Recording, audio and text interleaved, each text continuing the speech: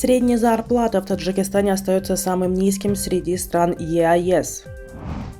Взаимный внешнеторговый оборот Таджикистана и Беларуси увеличился на 58%. Молодежная сборная Таджикистана покинула чемпионат Азии без единого гола. Узбекистан и Россия возобновят пассажирское железнодорожное сообщение. Таджикистан сильно отстает по среднему размеру заработной платы от стран-членов Евразийского экономического союза. Среднемесячная номинальная заработная плата к началу второго квартала этого года в России составила $709, в Казахстане $627, в Беларуси $551, в Армении $437, а в Кыргызстане $234, говорится в статданных на сайте ЕАЭС. А в Таджикистане к этому периоду, по данным агентства по статистике при президенте Республики Таджикистан, она достигает всего лишь $155.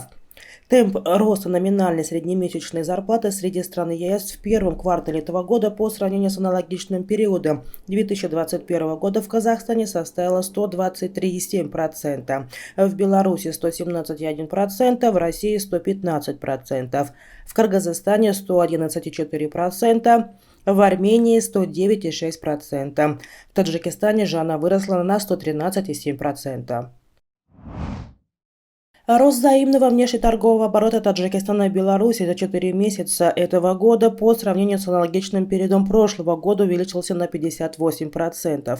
Об этом было сказано на 15-м заседании Таджикско-Белорусской межправительственной комиссии по вопросам торгово-экономического сотрудничества, которая проходила в Минске под председательством министра сельского хозяйства Республики Таджикистан Сада Каримзода и его белорусского коллеги Игоря Брыла.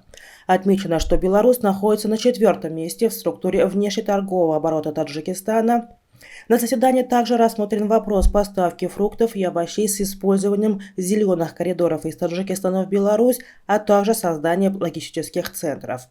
Вопрос поставки овощей и фруктов Таджикистана в Россию и Беларусь поднимается почти при каждой встрече глав государств и министров как минимум уже 20 лет, но объемы остаются минимальными.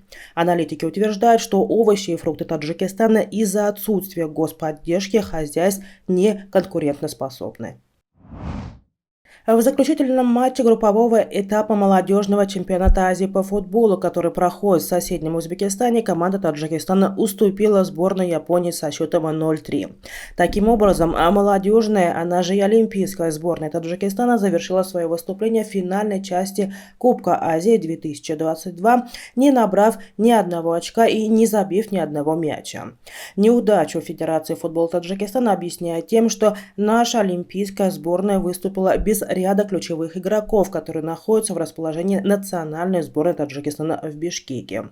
Помимо сборной Японии из группы D в четвертьфинала Кубка Азии 2022 вышла Саудовская Аравия.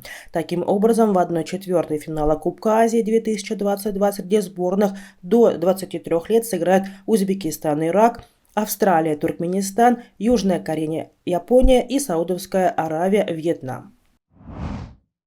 Узбекистан и Россия возобновят пассажирское железнодорожное сообщение с 23 июня. Об этом сообщают российские железные дороги. В расписание вернутся международные поезда, которые формируются компанией «Узбекистан Темир Юллары». С 23 июня начнет курсировать поезд Ташкент-Самара, а с 25 июня запускается поезд Ташкент-Волгоград. Все ранее действовавшие санитарные ограничения для граждан России и Узбекистана при въезде на территорию двух стран сняты, ПЦР-тесты не требуются. Россия с 14 июня сняла ограничения на въезд граждан Таджикистана по железной дороге. С этой же даты сообщалось о возобновлении железнодорожного сообщения, но в Узбекистан Темир Юллары заявили, что вопрос возобновления движения прорабатывается. Напомним, что ранее Узбекистан и Казахстан также возобновили железнодорожное сообщение.